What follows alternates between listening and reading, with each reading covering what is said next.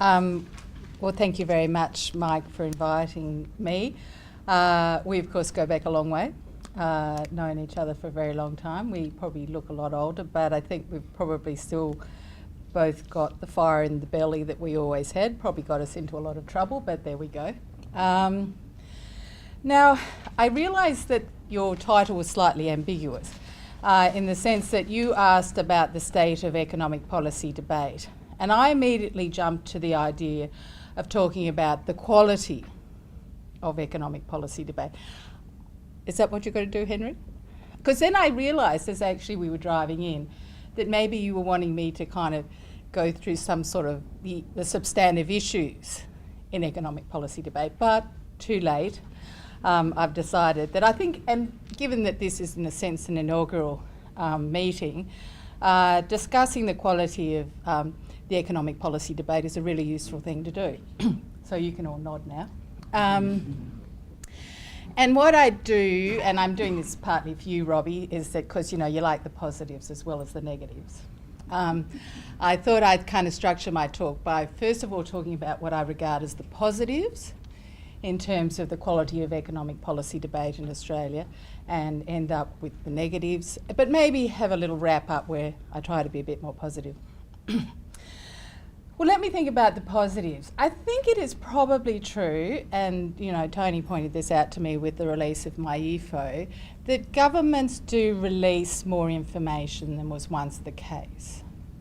So there's more detail. One, of course, might argue that it's a case of snowing.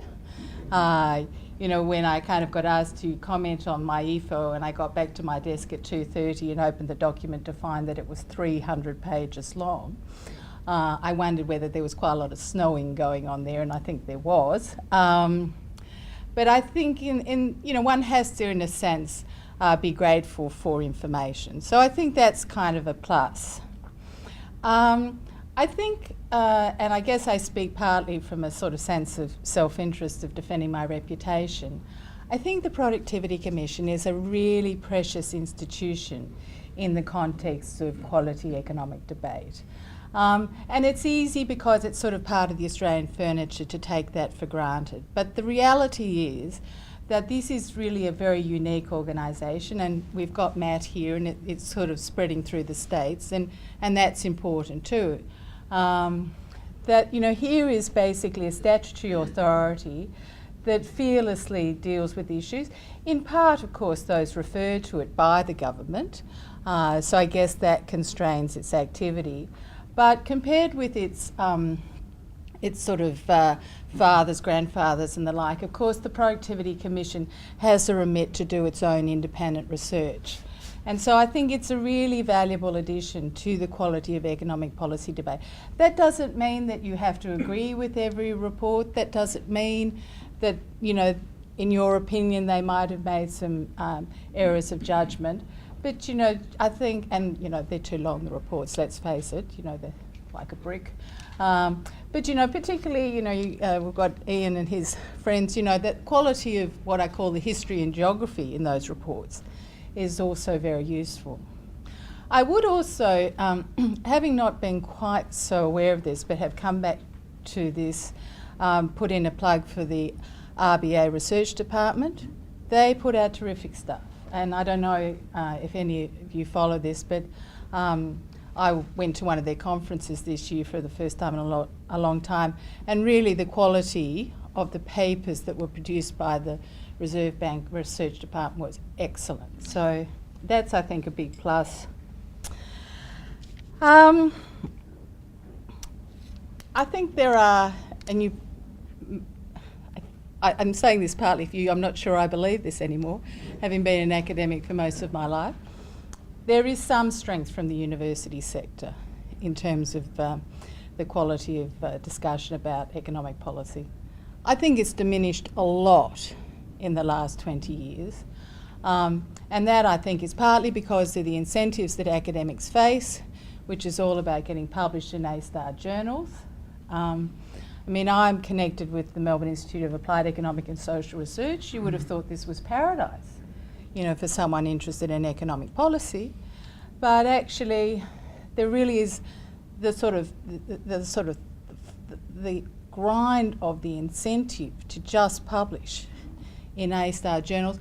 Of course, not many Australian economics journals are A-star, and if you want to get published internationally, it's better not to use Australian data, or if you do use Australian data, line it up with some international data set. So that's why I think you're in a really good space to try and actually reinvigorate the role of universities, or this university, in terms of the quality of economic policy debate.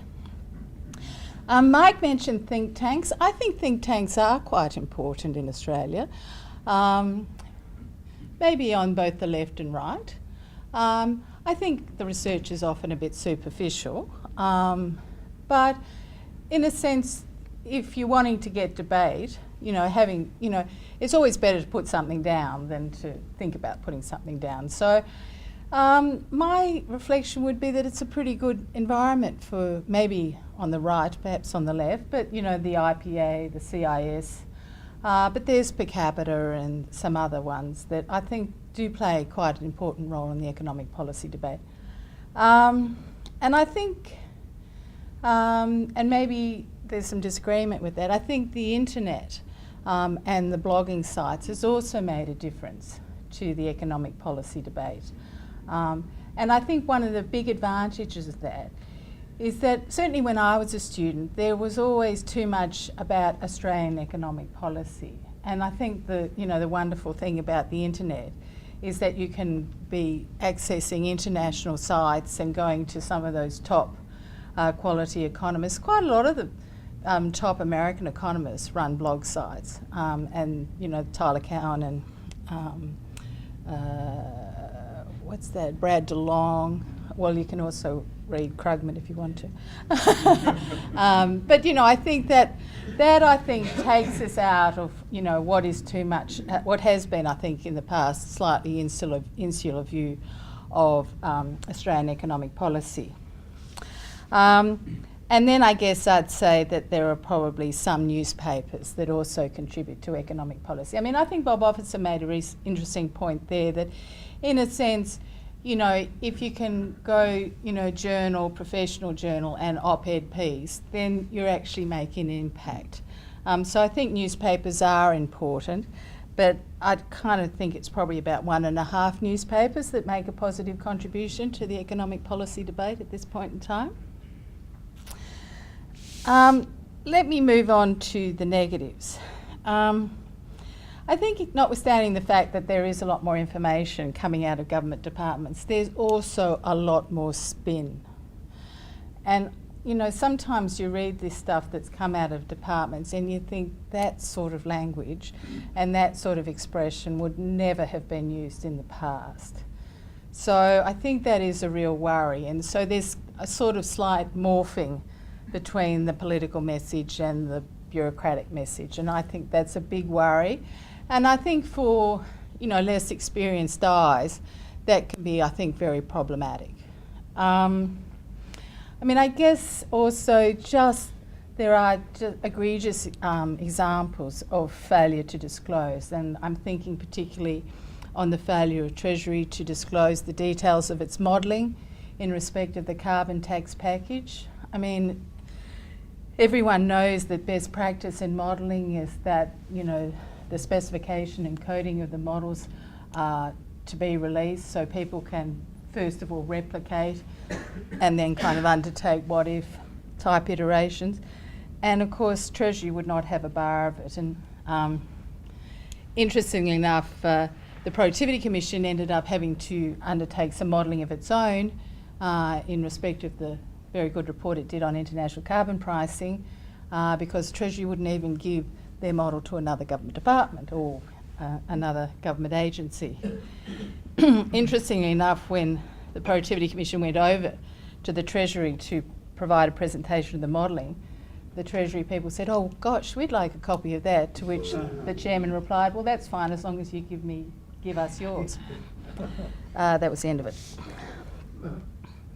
In terms of negatives, I think, I just shake my head at some of the other newspapers other than the 1.5. Just inaccurate, misguided. Some of people who have the title of economics editors really don't write about economics. Some of the people who write in the business pages who write about economic policy matters also. So I think that's a worry, and there doesn't seem to be any kind of obvious self-correcting mechanism in that.